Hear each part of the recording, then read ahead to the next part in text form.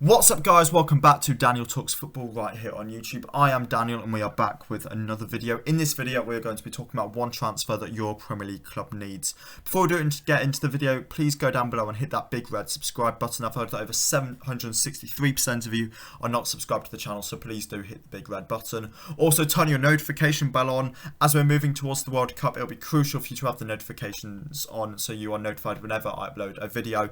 Make sure you click all on the notifications.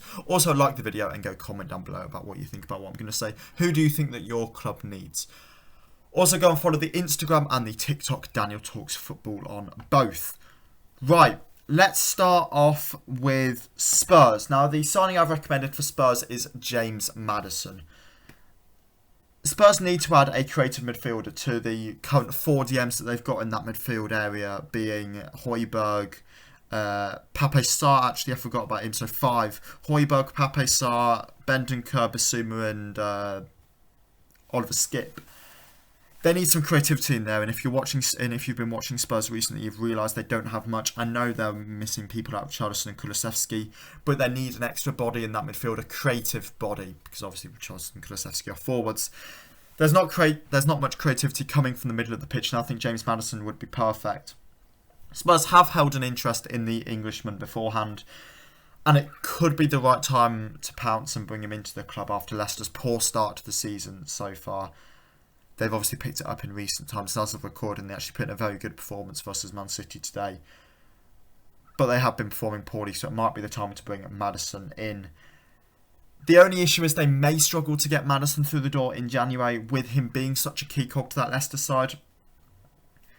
However, any overspend on the player would be worth it with Spurs' lack of creativity, as I've mentioned, and it could be the signing that would get Spurs Champions League football again. Maddison is English, as I've already mentioned. He's 25 years old. He's played 10 Premier League games so far this season for Leicester City, scoring 6 goals and getting 2 assists, while having created a further 2 key chances. If those 2 key chances would have been converted, that means that you would have had 10 goal involvements so far this season, which would have just showed that he's the perfect man that Spurs need in this midfield. So for me, Tottenham Hotspur, they need to go out and get James Maddison. He's got 18 months left on his contract, so he may be the perfect man to get into. So he may be the perfect man to get in to strengthen that Spurs side. Next up, let's go for Leeds. Now, for Leeds, I've picked Noah Okafor. Okafor is first of all a player that Jesse Marsch has worked with in the past at Salzburg, presuming that Marsch will still be the manager going into the January transfer window. Okafor's 22 years old and is a Swiss international. He's got 9 goal involvements through both the... he hasn't got 9 goal involvements. He's got 5 goals and 1 assist for Salzburg this season, with 3 goals coming in the Champions League. He could really help to fix Leeds' issues, and here's why I've picked him. Leeds have really been struggling for goals this season, having one of the worst attacks and worst goals scored in the league so far. However, when I look at Okafor, I just think he could be the man to fix that. It would cost around 15 to 20 million, I think. But Marsch has worked with him before, and he's such a massive upgrade on Patrick Bamford, who has been underperforming for years now, in all honesty, for the last 2 or 3 years, really. Bamford hasn't looked like the same player, and not having a striker good enough to score you goals will send Leeds down. So to bring in Okafor, I think he's the perfect man for Leeds to get in, and I really think he would help keep them in the Prem. Next up, let's go for West Ham. Now, for West Ham, I've picked Ibrahima Sangare. The reason for this is because I think West Ham need to start preparing for life after Declan Rice. The big clubs are seemingly preparing to swoop for the England international this summer, with both Chelsea and United looking for new DMs. So I really feel like it's time for West Ham to go out and bring in his replacement 6 months early. Sangare is 24 and is an Ivory Coast international. He's played 9 games so far in the Eredivisie for PSV so far this season, scoring 3 goals from DM, 72.7 touches per game, which is massive numbers in all honesty.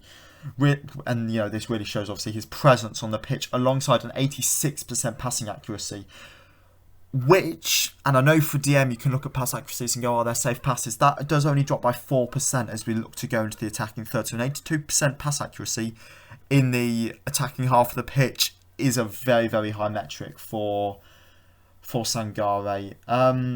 3.2 tackles per game, and I just feel like he's the perfect Declan Rice replacement.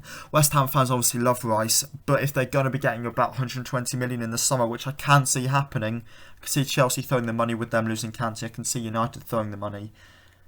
I could see a couple of other sides throwing the money, to be honest, as well. Liverpool obviously need a midfielder.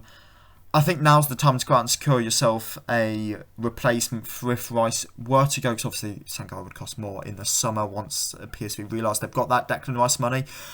Sangare is an excellent player, so you would be looking at around 30 to 35 million. However, the West Ham owners are happy to throw money around in the right situations. So I feel like now is the time to really go out and get the Declan Rice replacement in Ibrahima Sangare.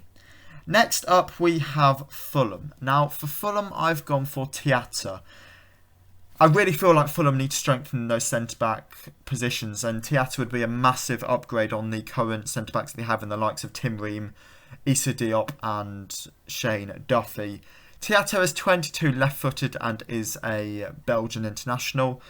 He's played 12 games in Ligue 1 for Rennes this season while having a truly astonishing 90% pass accuracy. 2.8 clearances per game shows that he's not scared to get rid. So if this Marco Silva side were to possibly start falling down the table a little bit more, he's a no-nonsense defender and he could be absolutely what they're looking for. A 54% aerial dual win rate shows that, again, he's got a big presence at the back, and I feel like he's the perfect guy to go into this Fulham side and really make them a force to be reckoned with. Next up, we have Manchester City. Now, I was really struggling for City. I looked through the side and I thought, what do they need? They've got a good keeper, they've got left-backs, they've got right-backs, they've got centre-backs, they've got DMs, they've got midfielders, they've got attacking mids, they've got wingers, they've got strikers. And then I went to have a look again. And I looked at that right-back position. Now, Kyle Walker is the man that City are currently deploying at right-back, while they're obviously using people like John Stones as the backup there. I'm not a fan of Stones at right-back. I think he's a much better centre-back, and I think that's where City should be deploying him. So I've said that Man City should go out and sign Jeremy Frimpong. Frimpong, I believe, used to play in the Man City Academy. Was it the Man City or the Arsenal Academy? I've done so much research on players today. It was one of them. And because City don't need anything, I really feel like Frimpong, who's had excellent stats for Leverkusen this season, as we'll go into, he's the perfect man to get in because, you know, it will allow them to start to phase Walker out, while again allowing them to play Stones at centre-back. Frimpong is Dutch, 21 years old. He's played 11 games for Leverkusen in the Bundesliga so far this season, scoring 5 goals from right-back. He's got an 81% pass accuracy while completing 58% of his dribbles. This does show that he's able to attack in a Pep system. Obviously, in that Guardiola kind of system, the fullbacks do need to be able to attack. I know that Cancelo's role has been something that's really been looked into, as he has usually come inside and kind of played as a DM to partner with Rodri at times. Is it an elbow tactic? Not particularly. However, I feel like Frimpong is exactly what this Man City side need. And because Man City can attack so much, because they don't usually have to worry about defending for, 30 of their games per season in the Prem, Frimpong is the perfect man to bring in for that. Next up, we have Aston Villa. Now, for Villa, I have gone for, I've gone for Kudus. I was having a look at that Villa squad. And a striker could be something Villa could need. However, there's not many good options.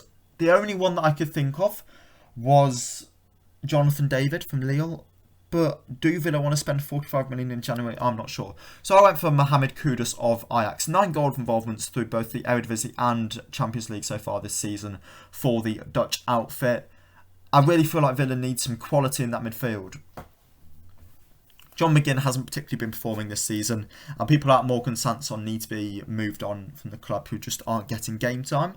So I look at Kudus and I think 22, Ghanaian, He's the perfect man to bring into that midfield. He's still young, so he's happy to develop under maybe McGinn. He's got some really nice attacking, forward-thinking football. How's Emery going to set up that Villa system? I haven't seen enough of it as of the time of recording to really be able to comment. And to be honest, I'm pretty sure this script may have been designed before Emery even played a game at Villa. But I look at it and I just think he's the man. He's the man, Mohamed Kudus. If Villa don't get him in January, I can see a big club come knocking in the summer. I think you could get Kudus for around 25 million, and I think he's the perfect man that Aston Villa need. Next up, we have Newcastle, and the Newcastle side that ever do a lot of money. I was looking at this Newcastle squad, and I specifically saw that centre-back position. You've obviously got Botman and I forgot his name, Dan Burn as the two options for left centre-back. However, the options for right centre-back are Fabian Schär and Jamal Lascelles. Fabian Schär is a fine centre-back. Jamal Lascelles isn't particularly. But you can upgrade on that, especially if you want to be looking to go towards European football. So I feel like they poach a centre-back from another Premier League club. If you've been listening to me for a while, you know I really like this guy. And I was actually recommending him for United a while back. I think I even said it in a video that I had him for United for this video. I didn't because I realised they needed a striker a lot more than they need a centre-back. But I've gone for Bella Kotchap. He's been incredible for Southampton since his €9 million switch from Bochum. Bella Kotchap, he's 20, he's German, 2.3 interceptions per game, 1.4 tackles per game, 71% of total duels won, which is just an incredibly high number. I think he would be a great fit. He's already Premier League proven. He'd fit into that Newcastle side perfectly. The only issue is, you're taking him off Southampton. This costs a lot of money. Buying a player from another Premier League club will always cost a lot of money. It's just how Premier League clubs work. I think you'd be looking at possibly 50 million to get Bella Kotchap in. And I know that's a lot, but I really do think he's worth it. And Newcastle have money now. I know they need to be worried about FFP, but they've got money now. So Bella Kotchap to Newcastle, I think it works. I really think it works. And if Southampton are that reluctant, maybe you loan him back for the rest of the season. Maybe. For a big money signing, I know that's a risk. But I just think Bella Kotchap, he's just what Newcastle need in that back four. Next up, we have Southampton. Now, obviously, we've just been speaking about Southampton. For Southampton, I've gone for Lille Abada. Now, if you've listened to the podcast for a while, I think you've heard me talk about Abada. And I really like Lille Abada. He's a massive upgrade on the current options on the wing of El Yunusi, Gineppo and Walcott. Samuel Edozie still needs time to develop after his move from Man City in the summer. And I just feel like Abada is the man. He's 21, he's Israeli. 6 goals and 2 assists for Celtic in the league this year. He's created 3 big chances on top of those 2 assists. So, you're looking at, sort of 11 goal involvements if those big chances are converted. Which, I know it's the Scottish League, but I think it's worth it. He passes the eye test as well. He looks really good on the ball, because I've watched him a couple of times. And I think he'd be an excellent signing for the Saints. He wouldn't cost too much either coming out of Scotland. 10, 15 million maybe.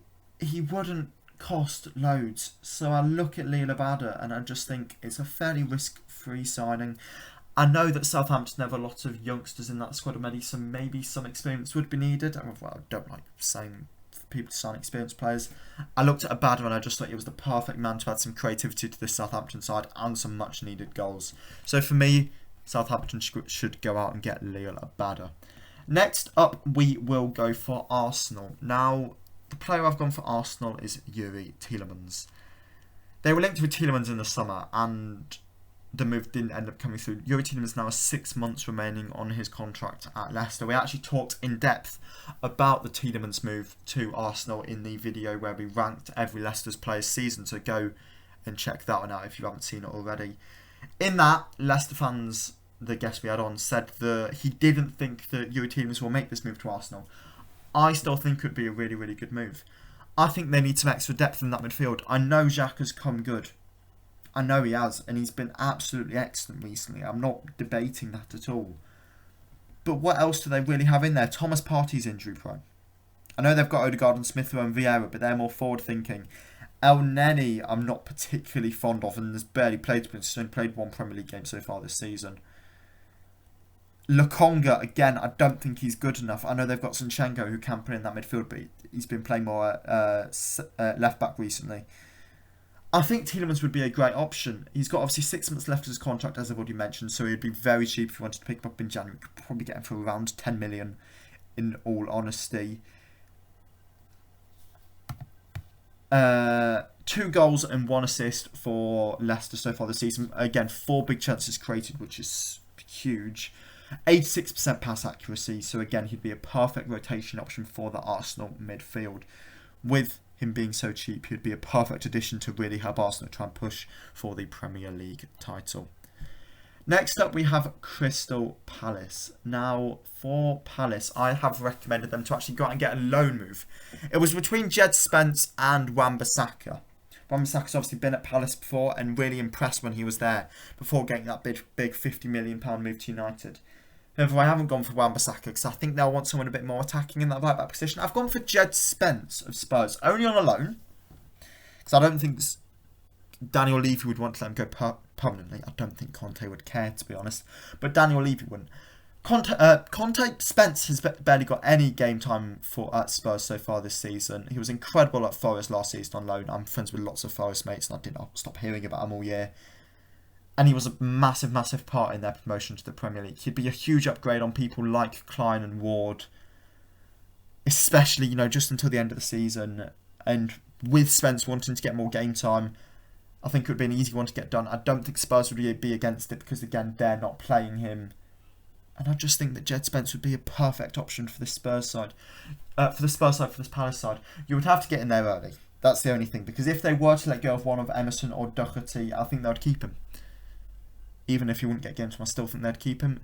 So you'd need to get in there early and get in with that loan bid nice and early on in the window. But I think if you could get him in, I think he would be an excellent player for this Crystal Palace side. So for me, Jed Spence to Crystal Palace. Next up, we will go for Leicester City. Now, for Leicester, I've recommended Evan Ndika. Ndika's contract is expiring with Frankfurt. Is it Frankfurt? I think it's Frankfurt. It is Frankfurt in the Bundesliga. So that means he would be very cheap and would be a massive upgrade on the likes of Soyuncu and Vestergaard, who have played 3 games combined all season. It was 2 when I wrote this script, but it's now 3. Ndika is French. He's 23 years old and he'd be a much needed addition to one of the worst defences in the league. He's played 11 games in the Bundesliga so far with a 88% pass accuracy. 2 clean sheets so far this season with Frankfurt, with 1.1 interceptions per game. With clubs like AC Milan swooping, Leicester need to get Evan Ndika in and fast, and I think he's the perfect man to solve their defensive issues. Next up, we will go for Manchester United. Now, for United, I've gone for Cody Gakpo. I actually heard Mark Goldbridge talk about United bringing Gakpo on the football fill-in, I think. And I just felt like it was the perfect option when I saw that. He would be that replacement for Ronaldo. It wouldn't cost too much either. And we'll get onto that in a second now. I'll focus on Ronaldo for now. They need someone to come in and replace Ronaldo. Ronaldo is going to move on in January or the summer. And even though Gakpo isn't that finished article, I think he's the man that they should bring in. He could absolutely improve under Erik ten Hag, who knows the Eredivisie very well after his time at Ajax, and he's also helped former Dutch league players in Martinez and Malacia excel in the Prem. Gakpo can also play on the wings, however that's not something United should look to do with their current wing options, people like Sancho and Rashford, and Antony of course. Gakpo is Dutch and plays for PSV. He's 23 years old and has picked up 9 goals in 11 games in the Eredivisie so far this season, with 4.2 shots per game, with around 2.2 shots per game being on target. He's also picked up 9 assists. So 18 goal involvements in 11 games is exceptional numbers, and I think he's the man that United should be going for. So 18 goal involvements, 11 games, that's incredible numbers. I really do think he's the man that United should go and get. Probably cost United around 35 million, but as I say, I just think he's worth it for them. So for me, Cody Gakpo to Manchester United. We've got 8 clubs left now, and next up we will go for Brighton. Now, Brighton fans, I've said you need Armando Broja. This isn't the controversial ones for me. Controversial Brighton opinion for me. So you're going to have to wait until later on in the week for that. Because I say that you should sell one of your big players in January. But that'll be a video that will come up later in the week. So keep your eyes peeled for that. For me, I've said that Brighton should go out and sign Armando Broja. They need a striker. And seeming Broja has only started one Premier League game for Chelsea this season. I think the Albanian could be that man. His stats this season obviously haven't been excellent, having barely played any games for Chelsea. But last season is where you can really see the real Broja, having scored 6 goals and impressing many for an underperforming Southampton side. Now 21, the Albanian absolutely needs to ensure he gets a move to secure regular first-team football. And I think Chelsea will be willing to let Broja go for around that £30 million mark or on loan. So if Brighton could go out and do either of those options, obviously Brighton have dealt with Chelsea throughout the summer in the likes of Levi Colwill and Billy Gilmore. They've obviously also sent Graham Potter. Brighton obviously sent Graham Potter and Cucurella to Chelsea as well. So there seems to be a good relationship between the two clubs. If that has stayed after the Potter situation, I'm not sure.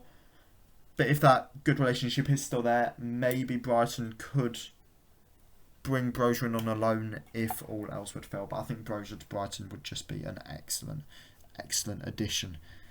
Next up, we will go for Brentford. Now, I have said that Brentford should sign Zarbani, I think it's pronounced. He's an upgrade on all of Brentford's other centre-back options and would be a quality young option to bring in. He's Ukrainian, he's 20 years old, and he could be cheap. With the Ukrainian conflict going on right now, Ukrainian clubs are fairly desperate to sell players, in all honesty. They're happy to get players gone, shall we say. I think players have been moving for reduced prices, or they've been going on these special one-year loans. I don't think Zarbani could have done that because he is Ukrainian and they were only for the players from outside of Ukraine. However, Zarbani could still be someone that Brentford could bring in. Brentford like to, play this kind of Moneyball approach, and I think that Zarbani would be an excellent option for them to bring in. If he's not snapped up soon, I do think he'll make a move to a proper top side. He's also played 5 Europa League games for Kiev this season, and with all the unrest, obviously he's playing for Dynamo Kiev. Let's add, they're not playing in Kiev, obviously, and there's a lot of issues at that club right now. If Brentford could tempt Kiev with 20 million maybe, I think they could easily get Zarbani in. So for me, I think he's the perfect man to bring in to just shore up that defence a little bit more in what has been a up and down, shall we say, start to the season for the Bees. We'll go from the Bees to the Cherries now, and for Bournemouth I have recommended Wahi.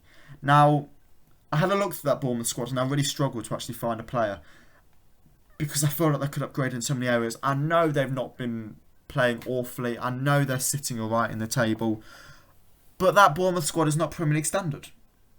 You've got to give it to me that even though they've been playing fairly well, that Bournemouth squad is not Premier League standard.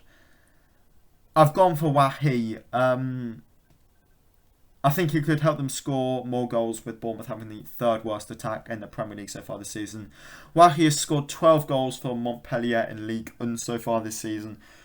With 12 games for Montpellier in Ligue 1 so far this season with 6 goals and 1 assist for the French side.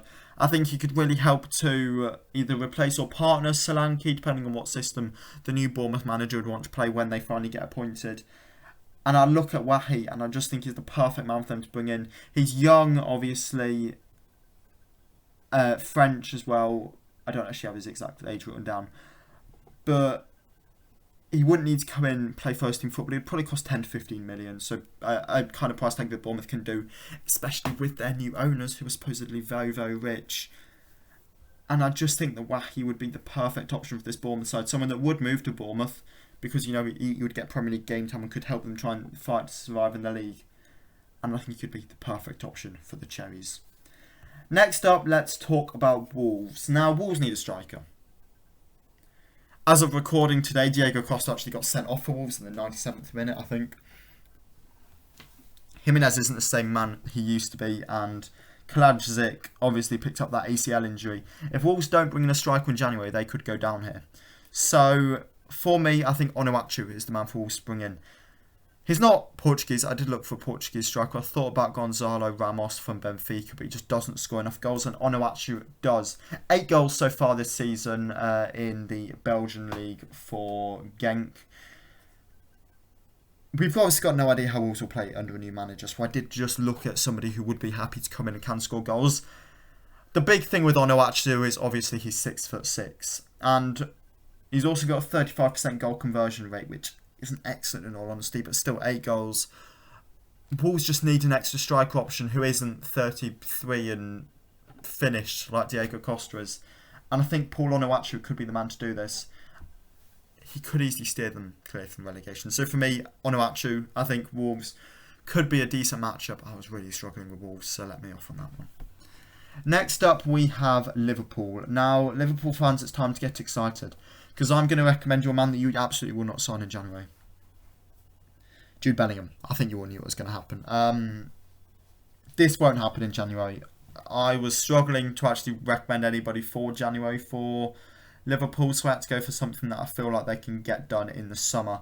And I feel like Jude Bellingham is that exact man. I feel like it's written. It's written in the stars for Jude Bellingham to go to Liverpool. He feels like the Jordan Henderson kind of regen, being English and being a box-to-box centre mid, going to a little bit more attacking than Henderson is. This Liverpool midfield lacks quality at the moment, and they're also picking up a lot of injuries. At the moment they're playing Carvalho and Elliott as a midfield, which isn't excellent. Bellingham's obviously English and is homegrown. 11 games played in the Bundesliga so far this season for Borussia Dortmund, with 2 goals and an assist coming from centre mid. An 83% pass accuracy while picking up 2.7 tackles per game from centre mid, which is the same kind of numbers you could be looking at for any centre back. He's happy to put in the work, and I feel like he's the perfect man for Liverpool to bring in. Will he cost over 100 million, possibly 120 million? Yes, but again, I just feel like he's the perfect man for this Liverpool side. And if they should be going out to get anyone, Jude's the man. Next up, we have Nottingham Forest. I've said no one. You could have expected that. They signed over 20 players in the summer. I think it ended up at about 23, 24. This squad needs to gel. They've actually been doing that recently under Cooper, finding a settled system. Bringing new players in won't help with that, because they will want to play, whereas they've already got loads of players who want to play. And I just look at this Forest side and they just don't need to bring anybody else in.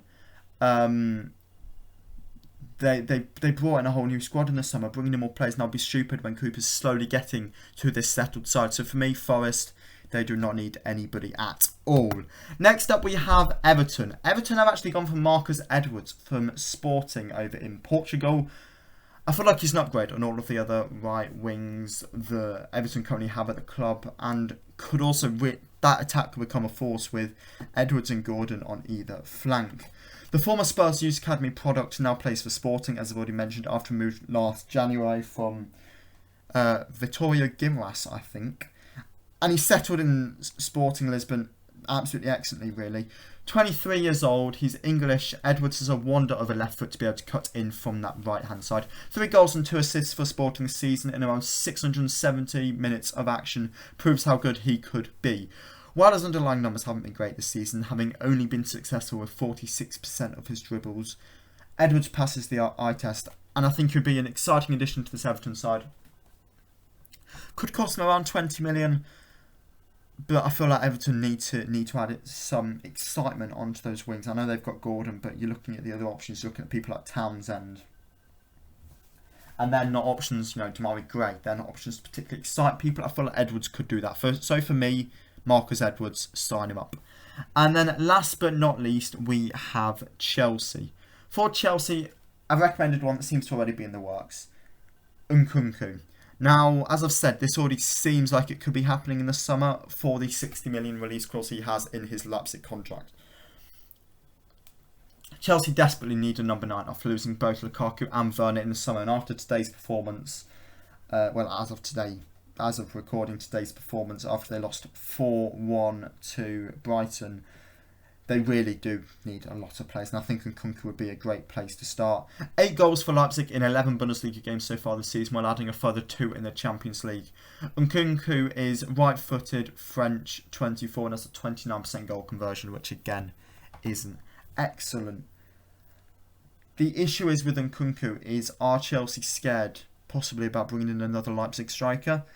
Obviously, it didn't work out with Werner, and I know Havertz didn't come from Leipzig, but he's another player, another attacker they brought in from the Bundesliga who looked incredible there, but didn't quite work out when he moved to Chelsea. I still think Nkunku would be an excellent signing for Chelsea, and I think they should get it done, whoever it's one to keep an eye on. And if this one did fail, you are really starting to talk about Bundesliga tax. Anyway, that is the end of this video. I hope you all enjoyed it. Please keep your eyes peeled for the one player your club needs to sell, which will be coming later on in the week. I hope you have enjoyed the video. Make sure to smash that like button down below. Subscribe to the channel if you're new around it. If you've stayed this long, you may as well just subscribe. And as I say, comment who do you think your club needs in January. And I'll catch you all again in the next one. See ya!